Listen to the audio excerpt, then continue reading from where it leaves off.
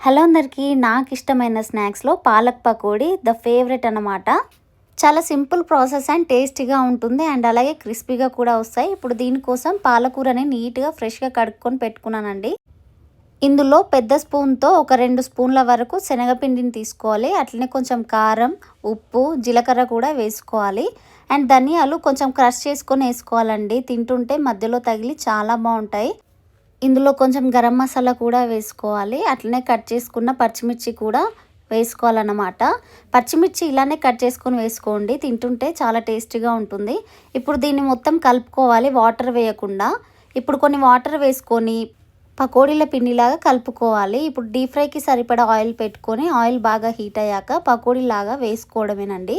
చాలా simple process కదా, మీరు కూడా ట్రై చేయండి. వీడియో నచ్చితే లైక్, షేర్ అండ్ సబ్స్క్రైబ్ కూడా చేసుకోండి.